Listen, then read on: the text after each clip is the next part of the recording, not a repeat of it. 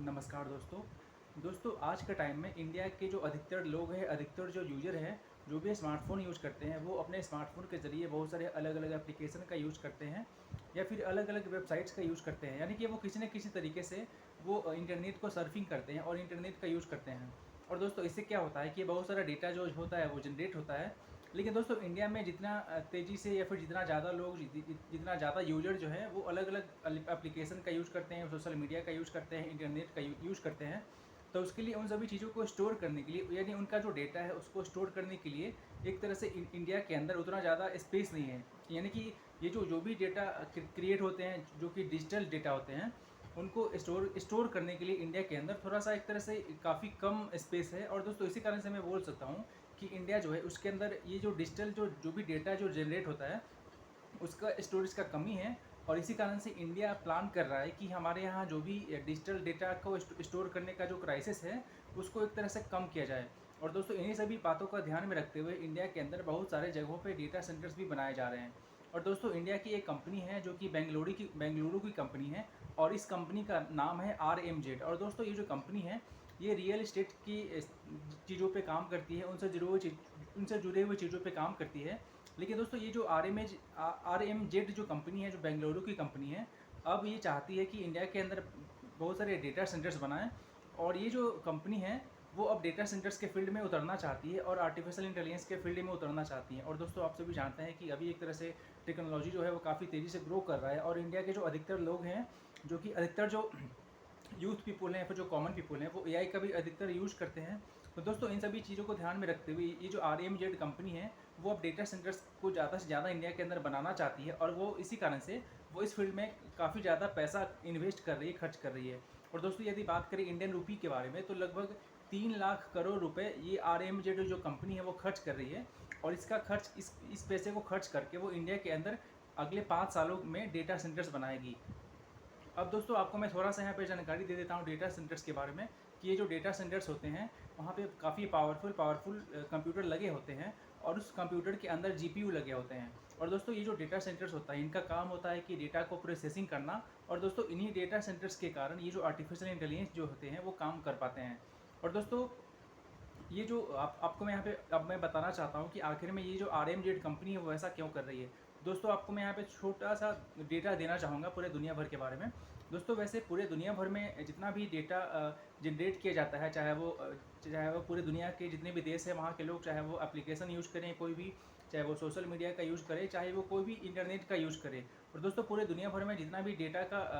जो क्रिएट किया जाता है, जो भी डेटा जनरेट होता है, उसका टोटल 20% जो डेटा होता है, जो जनरेट होता है इन डिजिटल प्लेटफॉर्म के कारण, वो लगभग 20% जो डेटा होता है जो इंडिया जनरेट करता है पूरे दुनिया भर का। यानी कि पूरे दुनिया भर में जितना डेटा जनरेट किया जाता है इन अलग अलग सोशल मीडिया प्लेटफॉर्म के जरिए या फिर अलग अलग एप्लीकेशन का यूज़ करके या फिर अलग अलग वेबसाइट्स को यूज़ करके, उनका पूरे दुनिया भर में जितना डेटा जनरेट होता है उसका 20% डेटा जो है वो इंडिया खुद जनरेट करता है। लेकिन दोस्तों यहाँ पे एक और मैं आपको बात बताना चाहूँगा कि इंडिया जितना डेटा जनरेट करता है उसके कंपेयर से देखा जाए तो केवल पूरे दुनिया भर में जितने भी डेटा सेंटर्स हैं,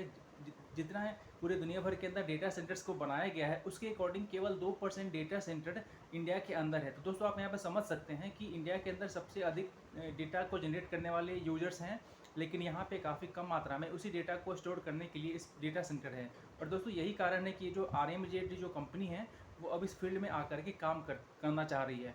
और दोस्तों वैसे आप सभी जानते हैं कि अभी इंडिया के अंदर बहुत सारी अलग अलग कंपनियां हैं, जैसे कि गूगल हो गई, माइक्रोसॉफ्ट हो गई और अमेजोन जो कंपनी है, ये सारी कंपनियां मिल करके इंडिया के अंदर अलग अलग जगहों पे अपने डेटा सेंटर्स बना रही हैं। और दोस्तों अभी एक तरह से डेटा सेंटर्स का ये जो डेटा जो है, इसका जो स्टोरेज का जो क्राइसिस था, एक तरह से उसको तो वो सारी कंपनियां थोड़ा सा फुलफिल करने को तो काम कर ही रही हैं। लेकिन दोस्तों अभी ये जो RMZ कंपनी है वो भी चाह रही है कि वो भी इस फील्ड में आ करके और इंडिया के अंदर जो भी डेटा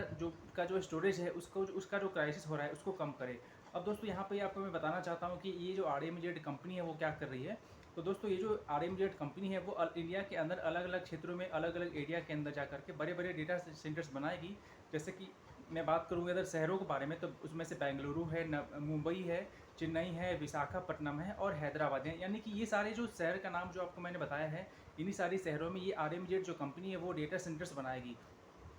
और दोस्तों अब आपको मैं बताता हूँ कि ये जो आरएमएजेड कंपनी है वो किस किस कंपनी के साथ मिल करके काम करी, क्योंकि दोस्तों ये जो डेटा सेंटर्स होते हैं वो काफ़ी बड़े होते हैं और यहाँ पे काफ़ी ज़्यादा मात्रा में पैसा भी लगता है। और दोस्तों ये एक कंपनी जो है वो इसको अकेले खुद नहीं कर पाती, क्योंकि वहाँ पे बहुत सारे अलग अलग काम होते हैं। क्योंकि डेटा सेंटर्स को बनाना भी होता है और फिर उसके अंदर सिस्टम लगाना होता है, कंप्यूटर लगाना होता है, उसके अंदर अलग अलग चीज़ों को वहाँ पे इंस्टॉल किया जाता है। तो दोस्तों ये जो आरएमजेड कंपनी है इसके साथ में जो भी कंपनी पार्टनरशिप करेगी, जो इसमें हेल्प करेगी, उन कंपनियों का नाम आप है जैसे कि कोल्ट टेक्नोलॉजी सर्विसेज है, बाउंड सायर है, एआई गेन जॉनसन। यानी दोस्तों ये सारी जो कंपनियां हैं, आपको जो मैंने अभी 3 कंपनियों के नाम बताए, कोल्ट टेक्नोलॉजी सर्विसेज या फिर माउंट सायर, एआई गेल जॉनसन, ये तीनों कंपनियां इस आरएमजेड को मदद करेगी और इन्हीं तीनों कंपनियों के सपोर्ट लेकर के ये जो आरएमजेड कंपनी है वो इंडिया के अंदर अपना डेटा सेंटर्स बनाएगी। अब दोस्तों आपको मैं बताता हूँ कि ये जो आरएमजेड कंपनी है वो पैसा कहाँ से इकट्ठा करेगी, क्योंकि दोस्तों ये जो डेटा सेंटर्स होते हैं उनका साइज़ काफ़ी ज़्यादा बड़ा होता है और इसी कारण से इसको बनाने में लगभग बिलियंस ऑफ डॉलर्स, लगभग बहुत ज़्यादा मात्रा में पैसा लगता है, बहुत ज़्यादा मात्रा में पैसा इन्वेस्ट किया जाता है। तो दोस्तों ये पैसा तो एक जो कंपनी है वो खुद से तो बियर नहीं कर सकती है और इसी कारण से दोस्तों ये जो भी कंपनियां डेटा सेंटर्स बनाती हैं वो अलग अलग सोर्सेज से पैसा को इकट्ठा करती है, चाहे वो लोन के रूप में लेती है पैसा या फिर वो अपने उसको उनका जो भी कंपनी है उसका कुछ इक्विटी को सेल करती है। और दोस्तों इसके अलावा वो जो कंपनियां हैं वो आईपीओ भी लॉन्च करती हैं ताकि मार्केट में वो जो कंपनी के जो शेयर हैं उसको बेच करके और वहाँ से पैसा जनरेट करें। तो दोस्तों ये जो आरएमजेड जो कंपनी है वो तीनों काम यहाँ पे करेगी, वो लोन भी लेगी बैंक से और इसके अलावा वो अपना इक्विटी को भी यानी कि उसका जो कुछ कंपनी का जो पार्ट है उसको भी सेल करेगी। और इसके अलावा दोस्तों ये जो कंपनी है खुद का मार्केट में आईपीओ भी ऑफ हो सकता है कि आने वाले टाइम में ये जो कंपनी है अपना आईपीओ भी लॉन्च करे ताकि और ज़्यादा पैसा इकट्ठा किया जा सके। और दोस्तों आप सभी जानते हैं कि आईपीओ क्या होता है, कि ये जो भी कंपनियां होती हैं जब उनको पैसे का नीड होता है तो वो जो कंपनियां हैं अपने कुछ शेयर को बेचती हैं पब्लिक के बीच में, यानी कि लोग जो कॉमन पीपल हैं उनको अपना शेयर को बेचती है और फिर वहाँ से जो पैसा जनरेट होता है उसी पैसों को वो जो कंपनी है वो अपने कंपनी के ग्रोथ के लिए वहाँ पर आगे में इन्वेस्ट करती है। और दोस्तों अब आपको मैं बताता हूँ कि आखिर में ये जो मैटर जो है कि इंडिया के अंदर ये जो डेटा का स्टोरेज का जो क्राइसिस है इसको कम करने के लिए जो काम किया जा रहा है, जो डेटा सेंटर्स बनाया जा रहा है, आखिर में ये हमारे लिए इतना ज़्यादा इंपॉर्टेंट क्यों रखता है। तो दोस्तों आप सभी जानते हैं कि अभी इंडिया एक तरह से पूरे दुनिया में सबसे ज़्यादा पॉपुलेशन वाला कंट्री है। और दोस्तों एक और बात यहाँ पे आपको मैं बताना चाहता हूँ कि हमारा जो देश है ये पूरे दुनिया भर के लिए एक बहुत बड़ा मार्केट बना हुआ है। और दोस्तों इंडिया के अंदर स्मार्टफ़ोन यूज़र काफ़ी ज़्यादा है, जो कि अलग अलग तरीके से लोग यहाँ पे स्मार्टफ़ोन यूज़ करते हैं, लैपटॉप यूज़ करते हैं, कंप्यूटर यूज़ करते हैं, यानी कि किसी न किसी तरीके से डेटा को कंज्यूम करते हैं। फिर इससे क्या होता है कि डेटा जनरेट होता है, चाहे वो एप्लीकेशन का यूज़ करके हो या फिर कोई भी सोशल मीडिया प्लेटफॉर्म का यूज़ करके हो या फिर किसी भी इंटरनेट का जो सोर्स है वहाँ पर यूज़ करके हो। तो दोस्तों एक तरह से इंडिया के अंदर जब ये जो क्राइसिस चल रहा है, यानी कि जब यहाँ पे डेटा सेंटर्स बना दिए जाएंगे इंडिया के अंदर, तो इंडिया के अंदर सबसे पहले तो क्या होगा कि हम लोगों का जो भी डेटा जनरेट होगा, चाहे वो किसी भी तरीके से होगा, तो वो सारा जो डेटा है वहाँ पे इंस्टॉल रहेगा, वहाँ पे इकट्ठा रहेगा। और दोस्तों दूसरा रीज़न है कि हम लोगों का जो भी डेटा है, जो भी हम लोग यूज़ करेंगे, हमारे ही कंट्री में रहेगा, दूसरे कंट्री में नहीं जाएगा। और दोस्तों जैसे अभी बहुत सारी अलग अलग कंपनियां हैं, जैसे कि गूगल हो गई या फिर अमेजन हो गई या फिर माइक्रोसॉफ्ट हो गई, ये सारी जो कंपनियां हैं वो भी जब इंडिया के अंदर आकर के डेटा सेंटर बनाएंगी तो इससे क्या होगा कि इससे और भी ज़्यादा इंडिया के अंदर जितना भी जो भी ये डिजिटल डेटा जो क्रिएट होगा वो इंडिया के अंदर ही सेफ रहेगा, यानी इंडिया से बाहर नहीं जाएगा। तो एक तरह से हम लोग बोल सकते हैं कि हमारा जो डेटा है, हमारे देश का जो भी यूजर जो भी अपना कुछ भी यूज़ करेगा ऑनलाइन, चाहे वो जिस भी मोड में करे, उनका जो भी डेटा है वो इंडिया के अंदर ही सेफ रहेगा। और दोस्तों इससे क्या होगा कि जैसे कि अभी आप दोस्तों आपसे भी जानते हैं कि आज का टाइम में टेक्नोलॉजी का टाइम है और इंडिया के जो अधिकतर यूजर है वो एआई का अधिकतर यूज करते हैं। तो दोस्तों ये जो एआई जो होते हैं उनको चलाने के लिए वो किस तरीके से काम करते हैं, तो वो जो हैं वो जो एआई के जो भी चैटबॉट होते हैं या फिर जो एजेंट होते हैं वो किसी न किसी तरीके से ये डेटा सेंटर के ऊपर में ही डिपेंड रहते हैं। यानी कि हम लोग किसी भी एआई के चैटबॉट से बातचीत करते हैं या फिर जो भी सवाल जवाब करते हैं, वो सारे जो एआई के जो एजेंट है उसी डेटा सेंटर से सारा इंफॉर्मेशन या फिर सारा आंसर लेकर के तभी हमको देते हैं। तो दोस्तों इससे क्या होगा कि जब हमारे यहाँ डेटा सेंटर ज़्यादा होगा तो इससे क्या होगा कि ये जो एआई के जो भी टूल है, जो भी चैटबॉट हैं, वो हम लोगों को अच्छे तरीके से इन्फॉर्मेशन दे पाएंगे और जो कि इंडिया के अंदर रहेगा।